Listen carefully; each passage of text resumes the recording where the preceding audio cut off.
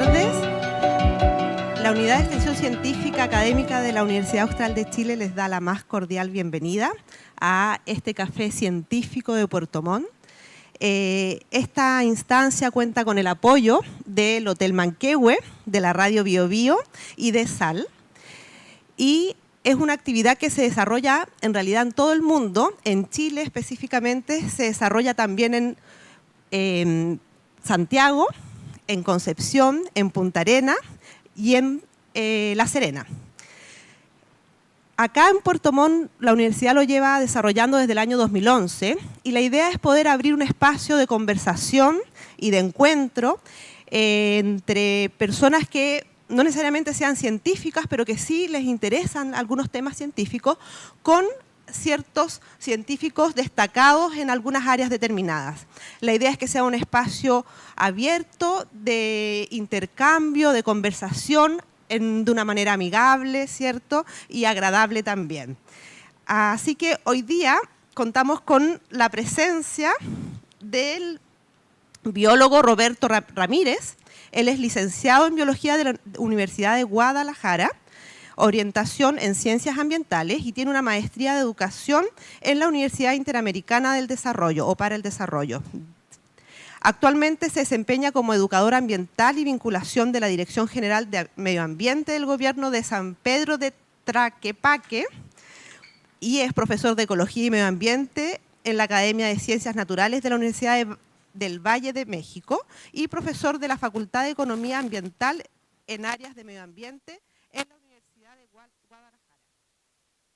Hoy día entonces nos presenta esta exposición sobre patrimonio paleontológico y educación con un estudio de caso en México y en Chile. ¿Tú tienes tu micrófono? ¿Aló? ¿Sí me escuchan? Me siento como actor de novelas. Bien. Buenas tardes. Como ya dijo Gaby, me llamo Roberto Ramírez y trabajo en todas esas cosas. Soy becado de la Alianza del Pacífico, estoy haciendo una pasantía aquí en la Universidad Austral. Es un honor para mí ser el primer académico bajo este esquema. Y el día de hoy estoy haciendo algo de divulgación científica en este sentido, sobre paleontología y educación. Lo que estamos viendo en la portada, ¿dónde me acomodo aquí? Es que aquí creo que va a ser de este lado, creo. Lo que estamos viendo ahí, en la parte de arriba, es una cola de un hadrosáurido, un dinosaurio encontrado en el norte de México, y en la parte de abajo son esqueletos de ballenas de aquí de Chile. Entonces me pareció como muy ad hoc colocarlos ahí, porque van a ver que tenemos muchas cosas que nos unen y también somos diferentes, pero tenemos intereses en común. Bien, voy a decir de dónde vengo, porque como soy exótico, hablo diferente. Es otra cosa, si digo una palabra que no se entienda, me dicen por favor, porque yo hablo español mexicano, ¿verdad? Lo que estamos viendo ahí es México, lo resaltado es el estado de Jalisco, que es donde vengo yo. En el círculo rojo se encuentra la Ciudad de México, estamos como a unos 700 kilómetros de distancia, algo similar de Puerto Montt a Santiago, es la región centro-occidente. Vengo de la zona metropolitana de Guadalajara, donde el estado de Jalisco, donde tenemos la influencia del mariachi, la charrería y el tequila, que creo yo que sí conocen. Es un estado grande, nosotros somos un estado federado, tenemos 80,000 kilómetros cuadrados aproximadamente como estado, solamente Jalisco, tenemos 417 de litoral, 7 millones de habitantes en números cerrados, vamos desde el nivel del mar hasta los 4,000 metros, tenemos 125 municipios que se integran diferente, no son como aquí, allá cada municipio tiene su propio orden, reglamentos, gobierno, presupuesto. De la universidad donde yo vengo tenemos 7 campus como el de la Austral aquí, son 7 en la ciudad y son 8 dentro de todo el estado. Y lo que estamos viendo son paisajes del estado también. Tenemos un estado con una diversidad de climas muy marcada, tenemos la parte tropical cerca de la costa, la parte templada en las zonas boscosas y la parte semiárida en lo que se conoce como los Altos de Jalisco, como la canción o la película, no sé si la conozcan. Jalisco es un buen representante de México en cuestiones de biodiversidad. Tenemos, por ejemplo, las 6 especies de felinos de México están en Jalisco. Todavía tenemos unos nombres derivados del náhuatl o nahuatlismos, como donde yo trabajo es San Pedro Tlaquepaque, y ese es una palabra castellanizada de origen náhuatl. Tlaquepaque viene de Tlalipac, sobre las lomas de barro. En el caso del ocelote, también es una palabra náhuatl, era ocelotl. En nuestro estado de Jalisco se encuentra la variedad genética de maíz más antigua del mundo. Se le conocen como los teocintles. Es ese grano que estamos viendo del lado izquierdo, que va a evolucionar después hasta convertirse el choclo o el maíz. Tenemos el volcán más joven del mundo, tiene 72 años, se llama el Paricutín, y también tenemos en la actualidad volcanes en actividad, como ustedes también aquí. Y entonces el día de hoy vamos a hablar acerca de patrimonio, que es decir, es aquello que podemos heredar a nuestros hijos como nación, como territorio, como cultura, y puede ser tanto material e inmaterial, y esto va a terminar dándonos una identidad, va a identificar si somos de tal o cual región, de tal o cual comuna, de tal o cual país, y le vamos a dar un valor. En este caso vamos a hablar de patrimonio paleontológico, y bueno, ustedes tienen una gran cantidad de patrimonio paleontológico. Chile tiene muchos yacimientos en este respecto, vamos a verlos poco a poco. También tienen una gran diversidad paleontológica, y vamos a ver qué se está haciendo en este sentido en cuestiones de educación. La UNESCO, que es la Organización de la ONU para la Educación, la Ciencia y la Cultura, dice que es responsabilidad de cada nación proteger, identificar, conservar, rehabilitar y transmitir a las generaciones futuras el patrimonio cultural y natural, porque luego a veces creemos que todo es cultural, o a veces ahí tenemos una discrepancia que la cultura agarra la ciencia y es cultural y natural en el territorio. Y le incumbe primordialmente el aspecto financiero, artístico, científico y técnico. Y aquí se ha tocado un tema muy importante, el financiero. Es decir, que se tienen que deslindar recursos para proteger esto, para desarrollar el arte, la ciencia y la cultura en este sentido, encaminado a la conservación del patrimonio. Lo que estamos viendo son ejemplos de México, donde tenemos un patrimonio arqueológico importante y huellas de dinosaurio. Aquí en Chile también hay huellas de dinosaurio, por ejemplo. Ustedes tienen la gran riqueza de tener un Museo Nacional de Historia Natural, que es fantástico. Lo pueden ver ahí en la fotografía. Está en el Centro Histórico de Santiago, tiene una arquitectura maravillosa el edificio, tiene unas colecciones maravillosas, hay científicos ahí trabajando en la cuestión de la divulgación. Creo yo, salvo su mejor opinión, que los museos son un gran espacio donde la comunidad puede interactuar con muchas ramas del conocimiento y se acerca a través de una manera muy didáctica y muy ágil, como lo es la museografía. Es decir, no solo es tener un objeto valioso, sino cómo presentarlo, cómo la gente puede interactuar con él. Y tienen además paisajes increíbles, regiones increíbles, como lo que estamos viendo aquí, que son las Torres del Paine en Magallanes, que es algo que a mí me hubiera gustado conocer, pero si anoche no podía dormir del frío, entonces ir para allá es impensable, y más en esta época. Ya le dije a Gaby que no vuelva a venir en invierno porque para mí ha sido muy traumático el frío. Yo vengo de una zona donde el promedio son 20, 25 grados anuales. Nuestro invierno es de 8 a 13 grados, entonces no se compara con nada. Y entonces, bueno, esto es parte de su patrimonio, parte de su paisaje. Aquí se han encontrado fósiles. Vean esto en Copiapó, tenemos el Cerro Ballena, donde se han encontrado estos maravillosos esqueletos en muy buenas condiciones de conservación. También se han encontrado aquí megalodontes, que son tiburones de mucho tamaño.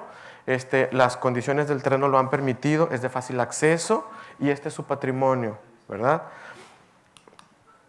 Tenemos huellas de dinosaurio en O'Higgins, como lo podemos ver en la fotografía. Ahí está marcado.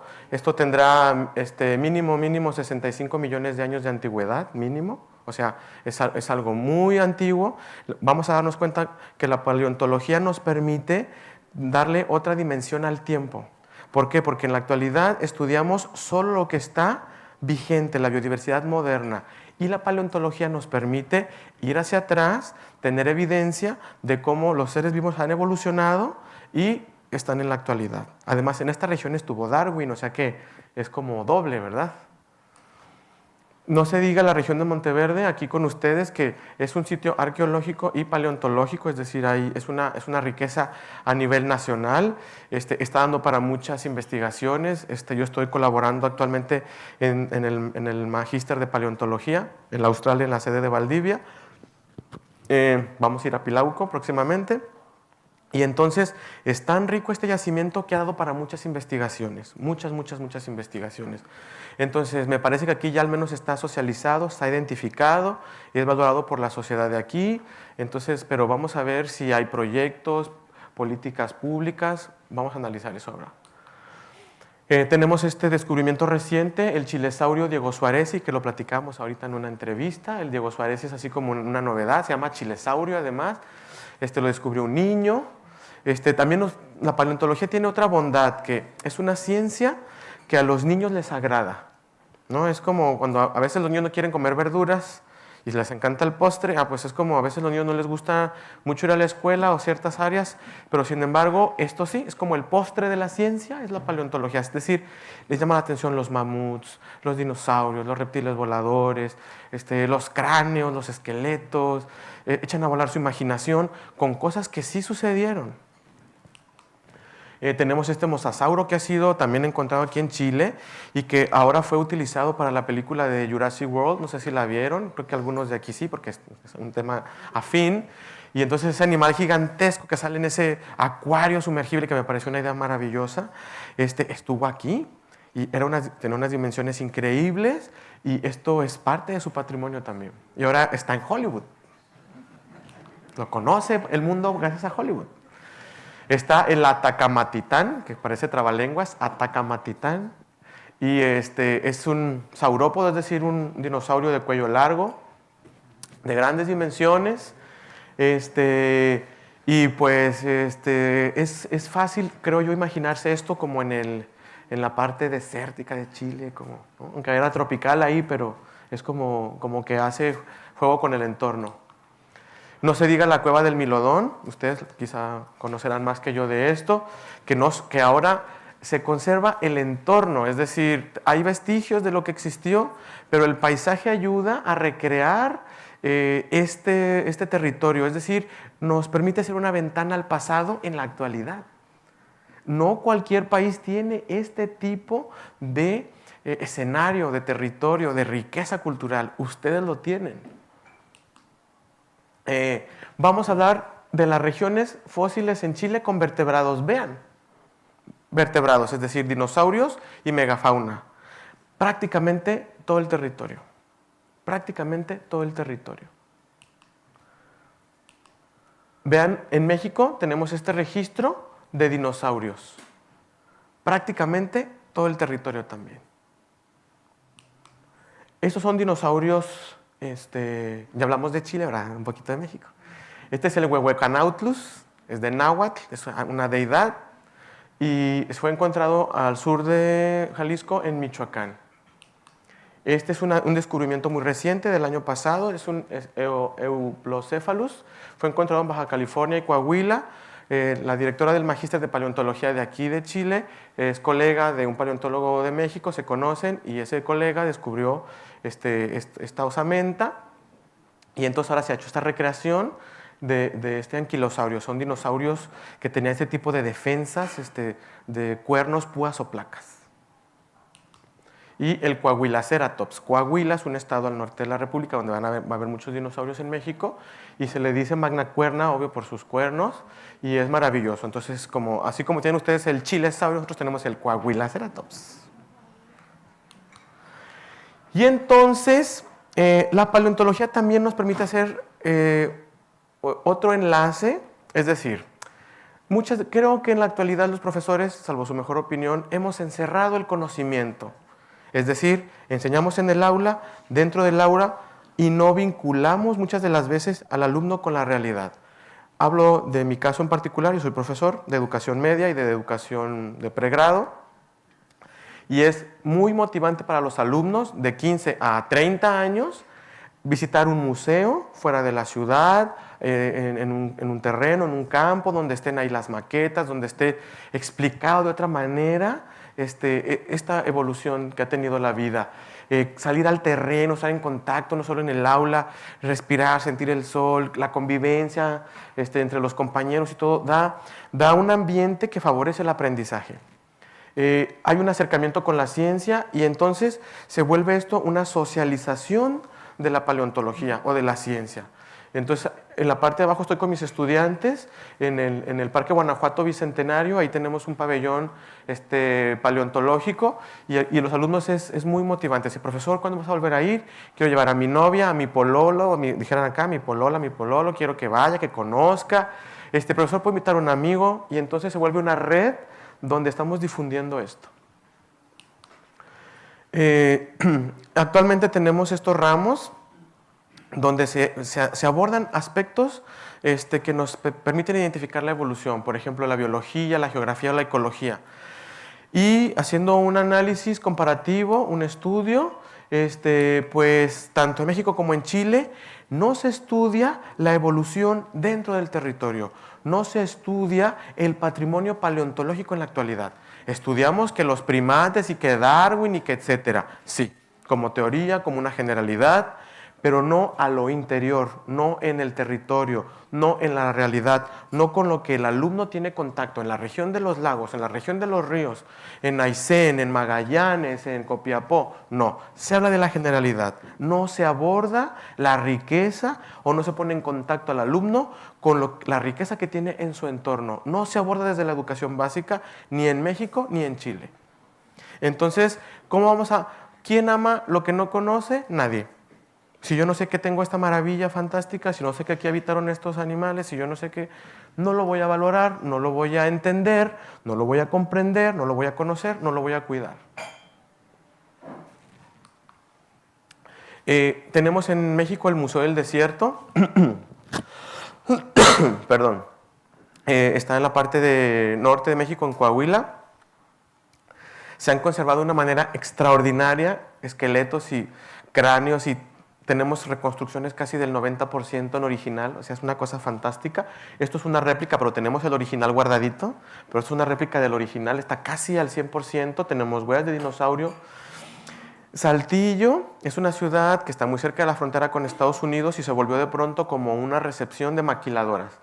Como es desierto, como no hay mucha importancia, ponen ahí fábricas, llega la gente a trabajar y ya, se volvió una ciudad industrial, sin mucha belleza. Pues ahora este museo está siendo un polo de desarrollo. La paleontología está siendo un polo de desarrollo. Perdón.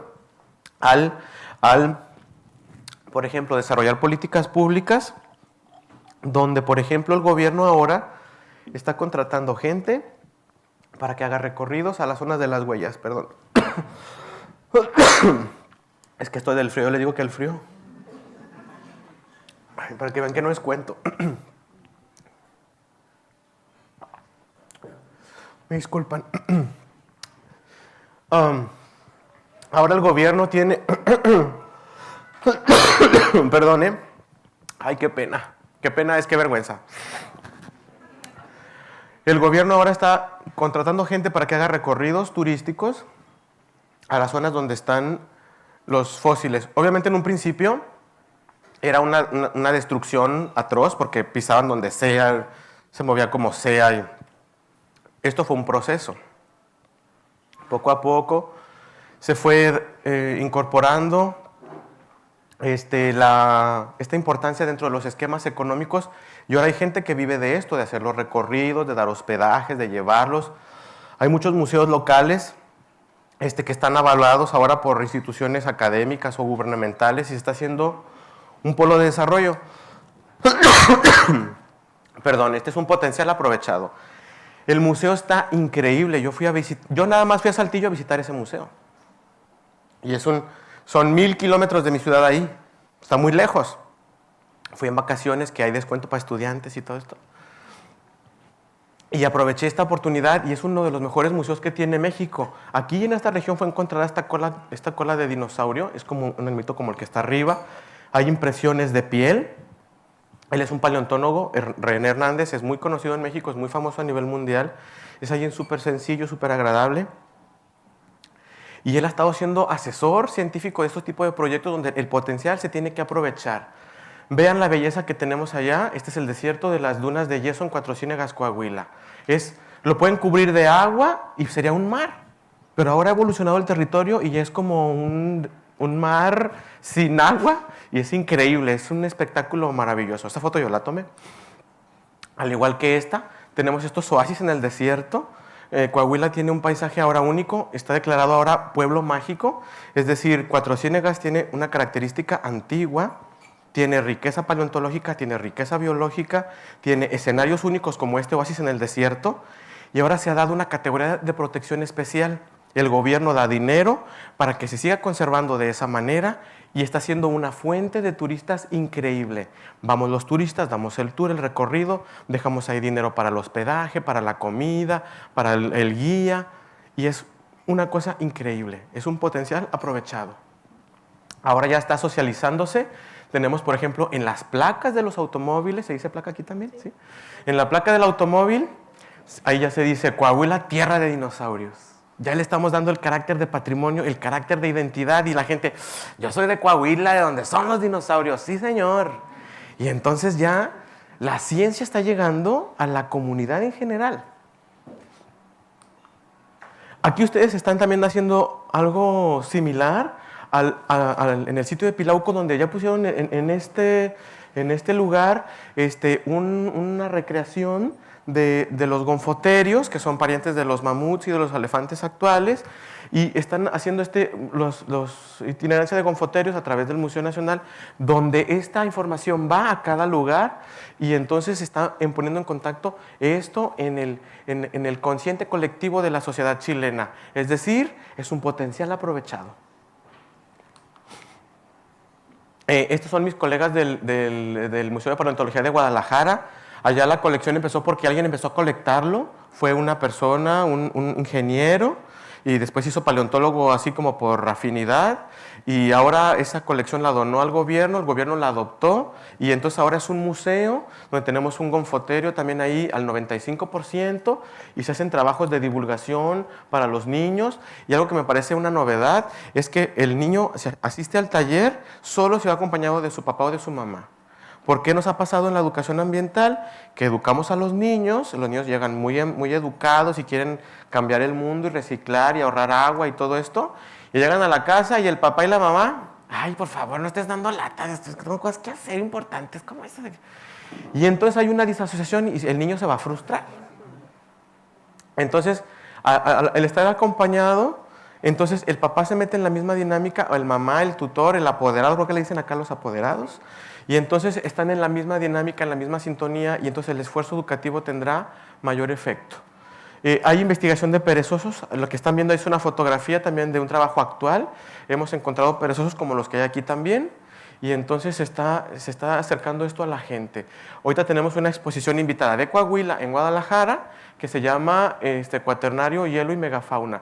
Vean esas faunas de ese mastodonte, increíbles, son de este tamaño. Y los niños llegan y se acercan, los adultos, mi suegra, oye, qué interesante. Entonces, esto es una riqueza educativa. Aquí están haciendo trabajos los del magíster en paleontología, son con los que trabajo. Y ustedes tienen todas estas instituciones que les van a ayudar a proteger su patrimonio. Pero creo que sí será importante resaltar que tiene que estar en la educación básica, porque si no vienen al café científico, ¿cómo se van a enterar? Si no quieren ser biólogos, paleontólogos, geólogos, paleontólogos, ¿cómo se van a enterar de esta riqueza? Al llegar a la educación básica, van al menos a tener los niños, los adolescentes en el futuro algo de conocimiento, una base a este respecto sobre la riqueza que tiene Chile. Puse el logo de mi universidad porque yo con mucho gusto puedo colaborar desde lo poco que pueda hacer en ese sentido, y hay instituciones como la UNESCO internacionales que también estarán dispuestas a hacer algún esfuerzo en este sentido. Yo trabajo también en una municipalidad, en el Centro Cultural del Refugio en Tlaquepaque. Lo que están viendo está embrujado, hay espíritus ahí, todo esto. Y ahí montamos una exhibición también de fósiles y fue fantástico, fue Fue la exhibición más visitada desde la historia del Centro Cultural.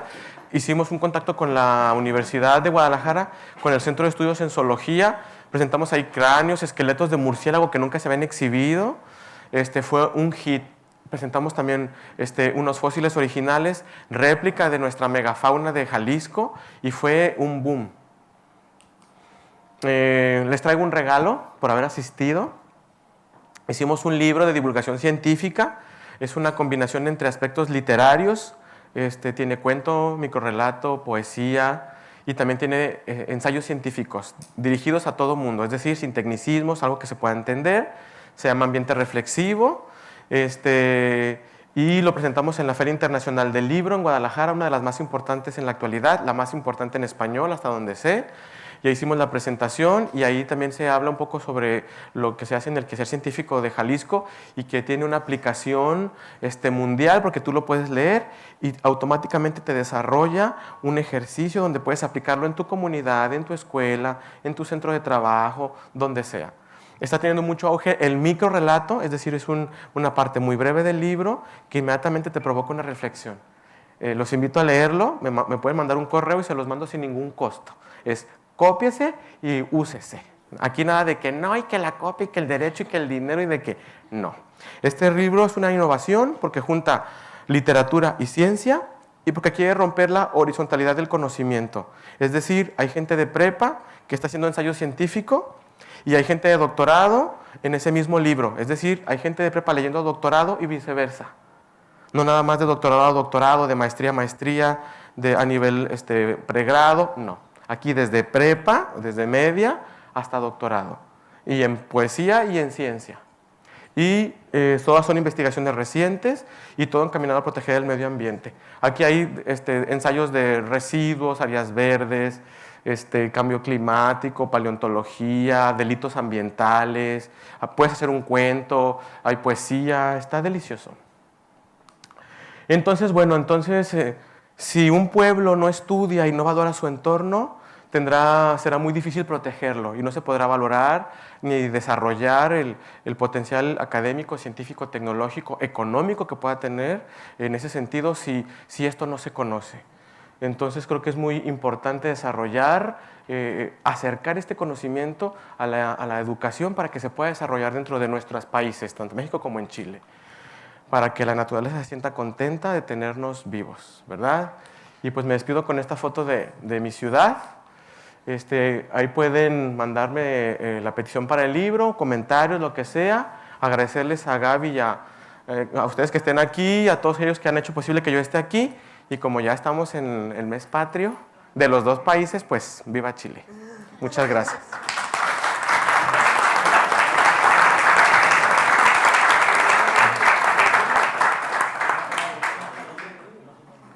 Entonces ahora sí viene lo difícil. La parte de preguntas y respuestas. No sé si alguien tenga algún comentario, alguna duda, una inquietud.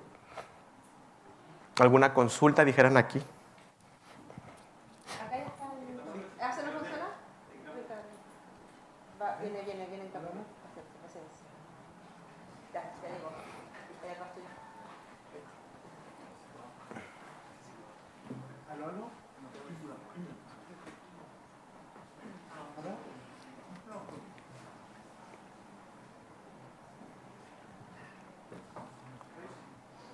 ¿Aló?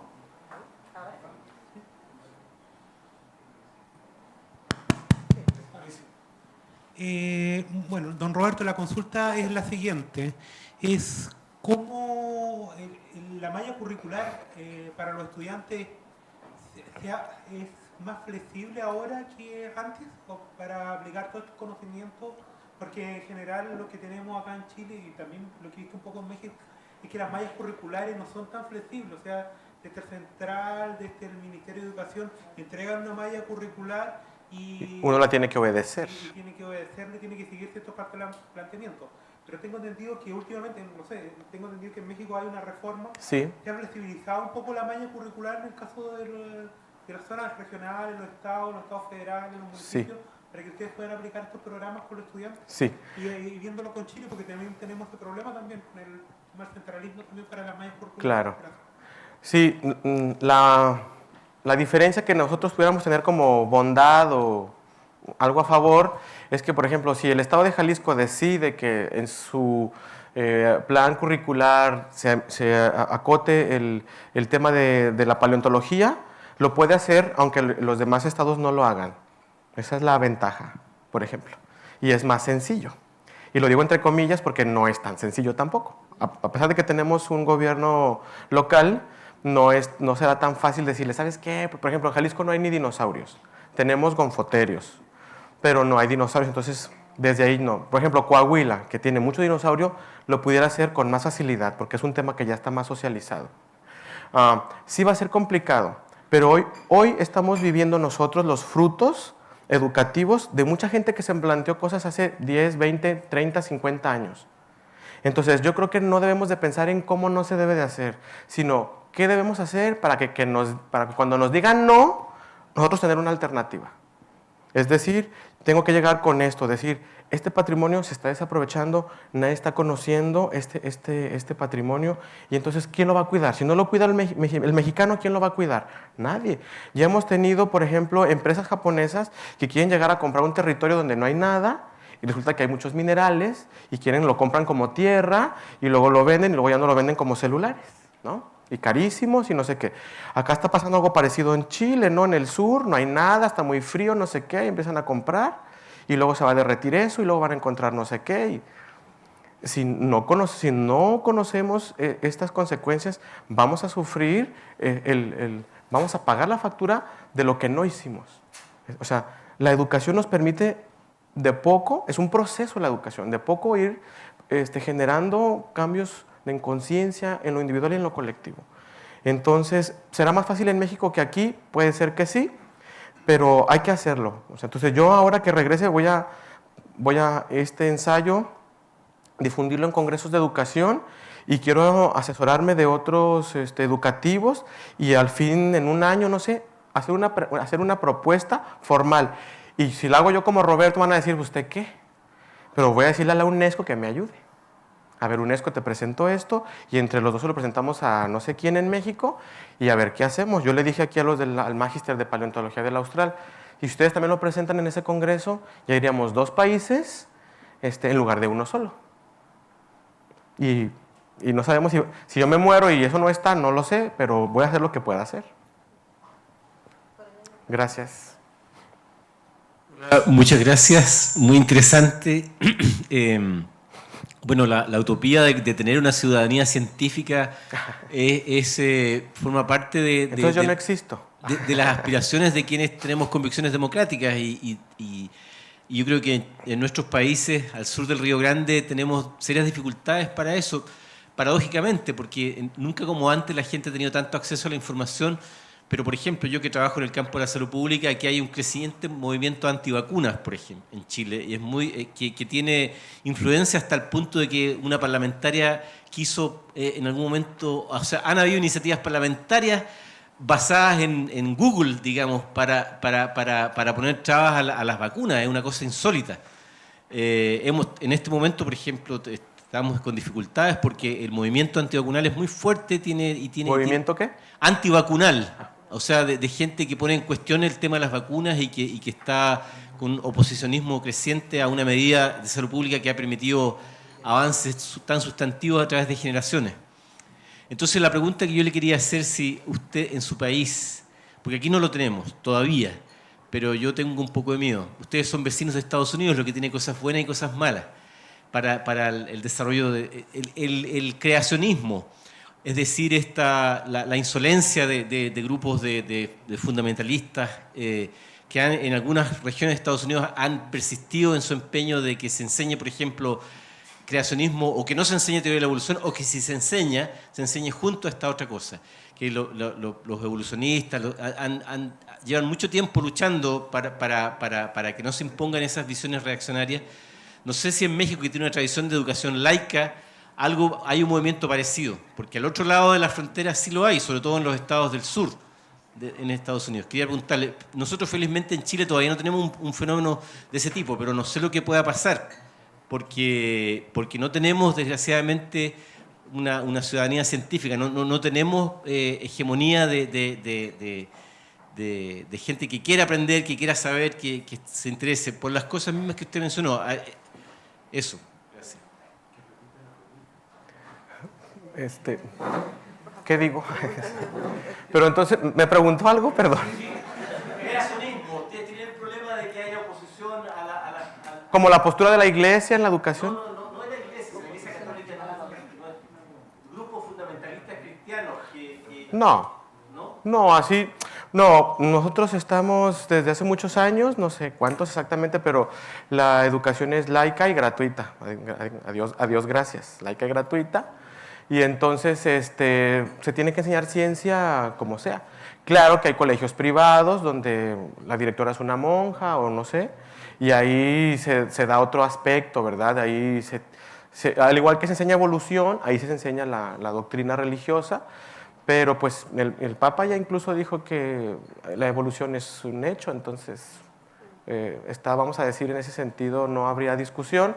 Y en México tendríamos entonces la parte de eso a favor, es decir, que nuestra educación es laica y obedece a la ciencia, ¿verdad? Gracias. ¿Alguien más? Por acá. Adelante. ¿Por acá? Ahora sí. Bueno, lo primero agradecer por esta charla tan interesante y hacer un par de comentarios. No sé si va a salir alguna pregunta, pero se trata de conversar, ¿no? Claro, de compartir algunas sí, apreciaciones. claro. No todo es preguntas. Sí, bueno, lo primero es que quiero dar una muy buena noticia respecto de este abordaje de la educación en terreno. La buena noticia es que en el año 2013 hubo una profesora de Puerto Montt que ha estado innovando en cómo enseñar mejor temas metodológicos en terreno, en el campo, y obtuvo una mención después de 7, 8 años de esta búsqueda. El Ministerio de Educación hizo un reconocimiento a su apuesta como innovación metodológica en educación básica. Esa propuesta se llama Aula Viva y se lleva adelante en una parcela en la carretera Austral. En el año 2013 se hizo un plan piloto con alumnos de la educación municipalizada, acá de Puerto Montt, con una escuela, y al año siguiente hubo una cantidad increíble de visitantes, alumnos, aprendiendo ciencias, aprendiendo lenguaje, mejorando su vocabulario, de pasada, mejorando sus condiciones físicas también, y que lo notaron los profesores de educación física. Y se lleva adelante al día de hoy, ¿sí? Qué bien. Entonces podemos ponernos de acuerdo para tener algún tipo de intercambio Claro. con ese proyecto. Claro, claro. El mismo proyecto lleva adelante al día de hoy una propuesta como plan piloto de fomento lector en medio de la naturaleza. Los cuentos que ahí se fomenta están relacionados con el entorno, ¿sí? Eso por una parte. Después, en el sector de la carretera Austral, de donde yo vivo, y en donde dimos una gran pelea hace algún poco tiempo atrás en defensa de sitios arqueológicos, que acá usted podrá mostrarnos todas las autoridades que existen para apoyar determinadas iniciativas, pero que en la práctica los ciudadanos ahí nos quedamos solos en esa gran pelea, y eso hay que decirlo con mayúscula, con negrita y con cursiva. Nos quedamos solos.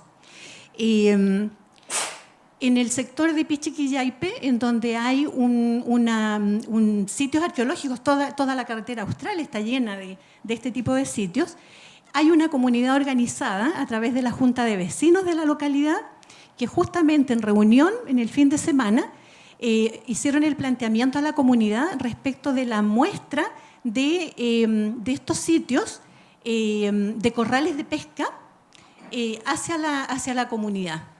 Entonces, quería hacer este intercambio, contar a usted y al resto de las personas que están acá presentes, entiendo todos interesados en estos temas, para que nos acerquemos más a nuestra propia ciudad y conozcamos de lo que estamos haciendo. Y somos ciudadanos que hay un segmento importante que tenemos muy claro de que si no somos los ciudadanos quienes no defendemos nuestro patrimonio, no lo va a hacer nadie. Nadie, sí. Porque al día de hoy ni autoridades ni Estado tienen interés en estos temas. Exacto. Y ahí la importancia de la educación. Cuando el gobernante, el político, la gente que tiene poder está sensibilizada ante un problema, lo va a hacer. En cambio, si la persona de poder, el político, el director, la directora, quien sea, no tiene esa sensibilidad derivada de la educación, va a ser más complejo. Yo separo la basura en mi casa no porque alguien me obligue. Yo lo puedo tirar todo, botar todo revuelto y nadie me va a llamar la atención. Pero yo soy profesor de medio ambiente, Lo hago porque sé que es importante hacerlo, porque es necesario. Y no porque mi vecina lo deje de hacer. Y así sucesivamente, en la medida de que esto se difunda, entonces vamos a tener situaciones más favorables. Yo comparto su dolor. Yo vivo en una zona arqueológica. Yo me crié en una zona arqueológica que es una cancha de fútbol. Y están montículos de 3.000 años de antigüedad alrededor. Y entonces ya hemos hecho tal y cual cosa, pusieron una valla, pusieron otra cosa, la directora nunca está, siempre está muy ocupada, que no tiene tiempo de atenderme o de atender a la gente que le llamamos. Su trabajo también es atenderme. Pero yo no me voy a cansar de insistir, porque si me canso yo, a ella no le va a importar. Y a mí sí me importa, porque ahí me crié yo. Hola, felicitaciones por el trabajo que estás realizando y quería preguntarte por el tema municipal. ¿Cómo es trabajar el tema paleontológico en una municipalidad? Aprender de tu experiencia, las cosas dulces y también de las desagradables. Y amargas. No, pues se me quedan viendo raro, ¿verdad? Así me dicen, ¿qué? ¿Que vas a hacer una muestra de qué? Cuando empecé a trabajar en la municipalidad no sabía ni que era un biólogo, la verdad, hace 14 años. Entonces, afortunadamente hubo un biólogo que se hizo regidor, que es como un diputado pero en un municipio, y entonces él abrió plazas para biólogos y entonces empezamos a crear cosas, pero llegábamos a pedir planos de, no sé, de desniveles, curvas de nivel con no sé cuánto, y me decían ahí, ¿eso para qué sirve? ¿Cómo? O sea, creían que los biólogos era juntar el excremento de los perros y ya, o sea. Entonces ha sido un proceso. Ha sido un proceso no fácil, porque hay intereses muy particulares en cada una de las administraciones. Hay políticos más afines a esto que no. Hemos tenido políticos más afines y como que es una tendencia, y espero que así lo siga siendo, donde cada vez el político le interesa más la cuestión ambiental y eso es como algo favorable. Y cuando les planteo, por ejemplo, hicimos un libro, es una cosa rara hacer un libro desde un municipio. Es una cosa innovadora o rara. Y luego cuando le dices, vamos a hacer una muestra de donde va a haber fósiles y todo esto, es como complicado, pero hay que saber vender la idea. Entonces yo le digo, mira, te van a traer, va a haber gente, puedes poner una publicidad de no sé qué, esto es educativo, va a llegar mucha gente con poco recurso, y entonces empieza a mostrar los beneficios que puede haber con ese esfuerzo, y entonces ahí ya accede entonces el proceso, ya se da la luz verde. Y luego viene lo complicado que es armarlo. Por ejemplo, armar el libro, armar la exposición, armar todo esto es complicado, pero ya cuando está terminado es como hacer un pastel, una torta, dicen acá, como hacer una torta, y ya que está terminado así bonito, pues te lo quieres comer. Y se lo come uno y sabe delicioso. Gracias. Profesor, muchas gracias y felicidades, excelente exposición. Quiero consultar por qué en estos animales antiquísimos de más de 65 millones de años, se separa la frontera en la cordillera, porque nuestra cordillera es relativamente joven y muchos de estos animales se han compartido entre Chile y Argentina. En el caso de México, no. No. Bueno, uno sí. Bueno, termine. Sí, entonces yo creo que eso dificulta la comprensión para la gente normal y corriente, porque estos animales circulaban de un lado a otro de la cordillera, incluso hace, aquí los gonfoterios, el gonfoterio de nuestra zona y de Chiloé, vienen de Argentina, o es el mismo de Argentina, quizás de aquí pasaban para allá o de allá para acá, porque la cordillera era más bajo o incluso en esta época no existía. Entonces la pregunta es, el rol de la cordillera aquí y en México también, porque en México también la cordillera en estos millones de años está cambiando también.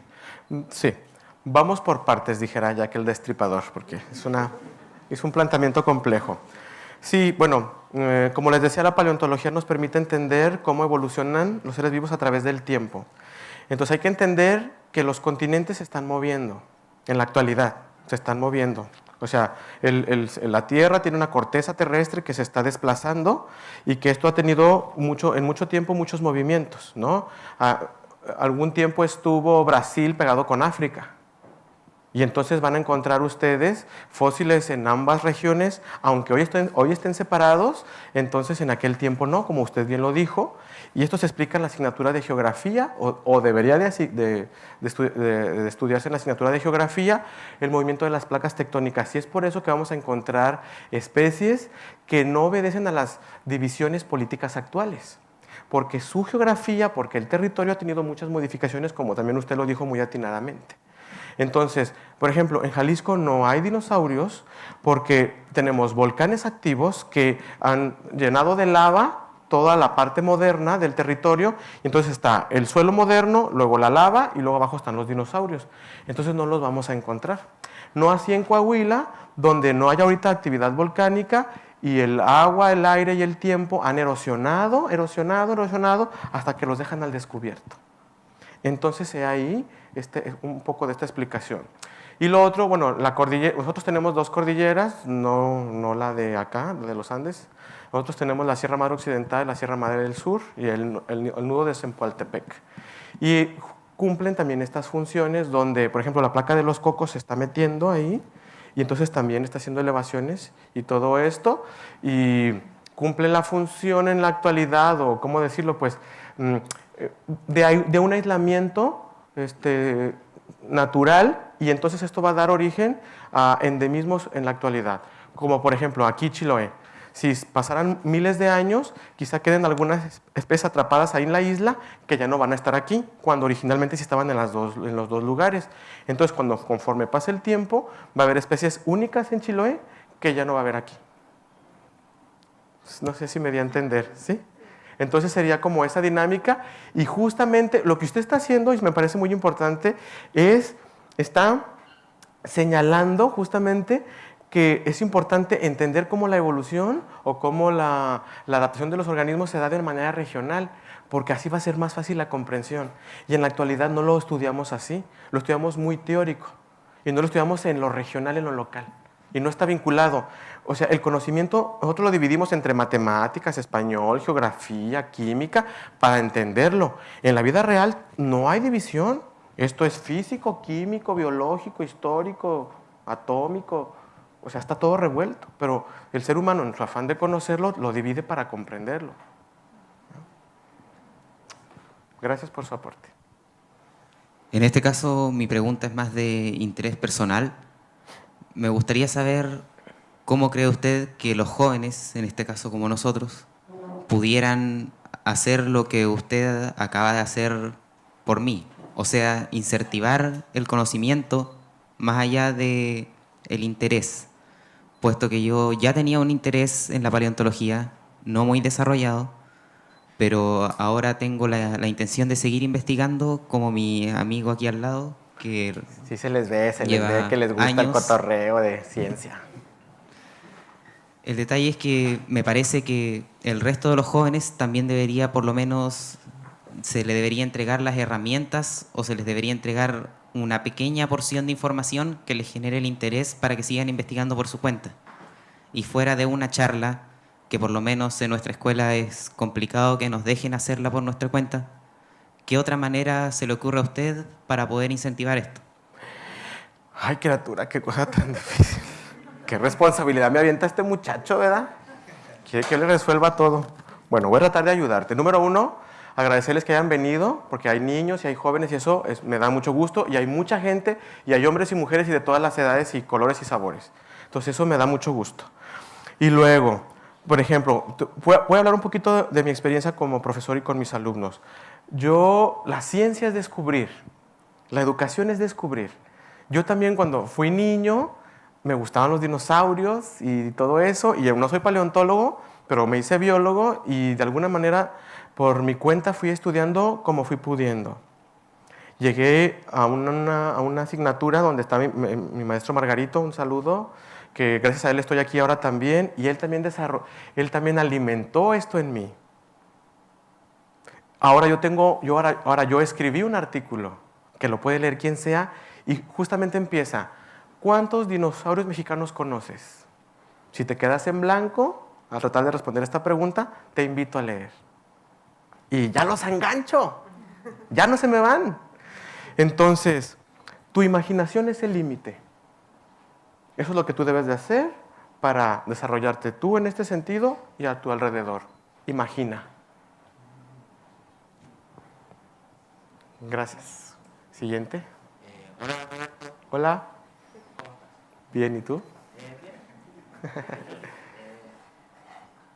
Muy feliz de haber podido, ahí sí se escucha, de haber podido asistir a tu charla, que me parece notable, haber venido desde México a Chile, a la región de los lagos, a darnos esta charla a nosotros. Me parece muy gratificante y darte las gracias por esto. Y lo segundo... Y en invierno. En invierno te tiene ahí acomplejado, te tiene resfriado, parece. Mi pregunta es, si tú ahora tuvieras que hacer un museo de historia natural, ¿cómo y con qué partirías? ¿Iniciarías a hacerlo? ¿En dónde? Aquí. ¿En Chile? Sí. Primero contrataría a los más extraordinarios arquitectos del mundo y luego invitaría a jóvenes como ustedes que dieran ideas y luego le pondría algo que no tuviera ningún museo en el mundo. Eso haría. Gracias. Hola. Hola. Roberto, buenas tardes. Muchas Buenas gracias tardes. también y bienvenido a Chile. Gracias. Mi pregunta va direccionada a lo siguiente. Es común que todo hallazgo científico siempre, muchas veces se desarrolla de manera casual. Es Sí. decir, puede venir un agricultor a hacer una leña y encontrarse algo más duro de lo que él cree, asimilarlo a una piedra, verle una forma cilíndrico-cónica, etc. Y determinar que es algo extraño y llevárselo a su casa. Ponerlo ahí como un adorno, e incluso hacerle otras cosas. Y también pasa que eso puede pasar con jóvenes, niños, estudiantes, que están con toda la fase incipiente de tomar conocimiento.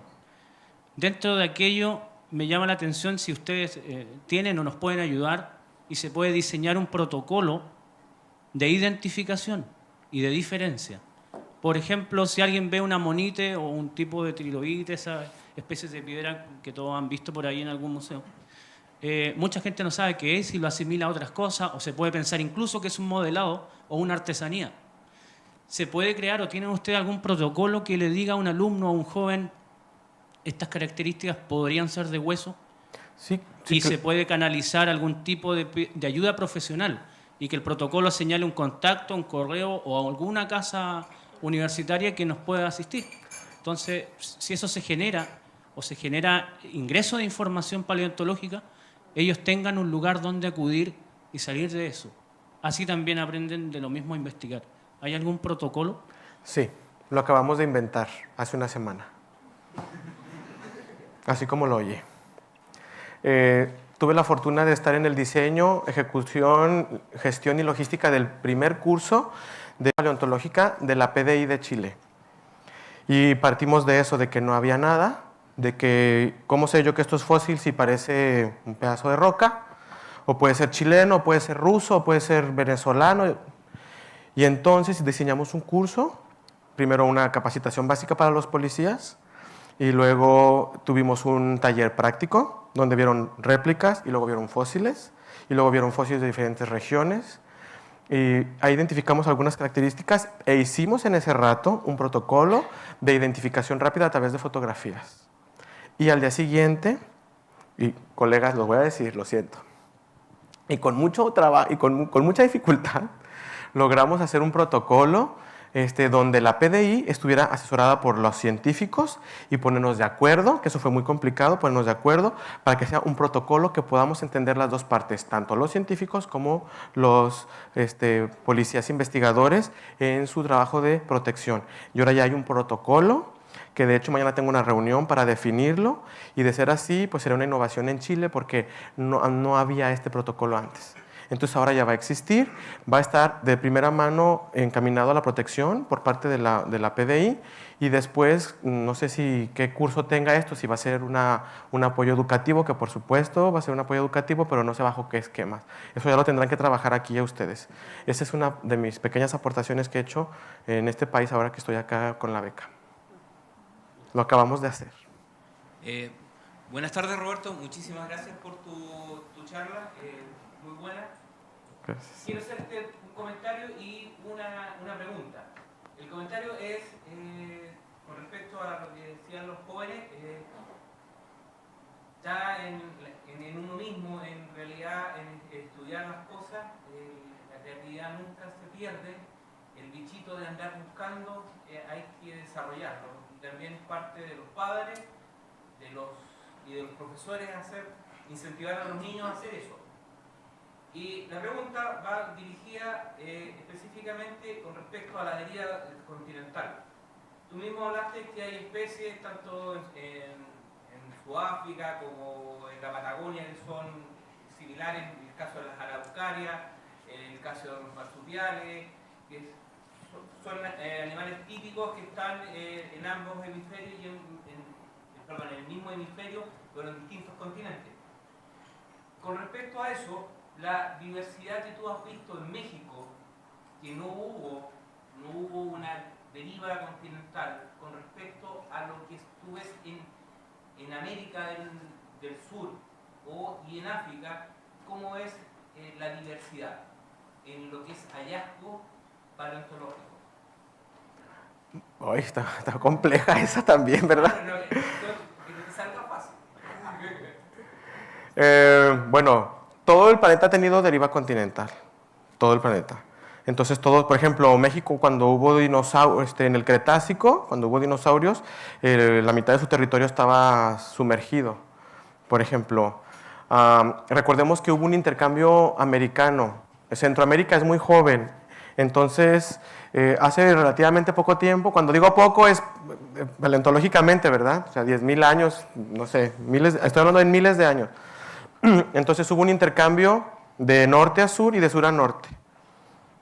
Entonces, perezosos que estaban aquí están allá y viceversa, porque como Centroamérica emergió, entonces se pudo hacer un desplazamiento, ¿verdad? Entonces, eso, por ejemplo, eso es desconocido y es importante, biológicamente hablando, eso es muy importante, por ejemplo.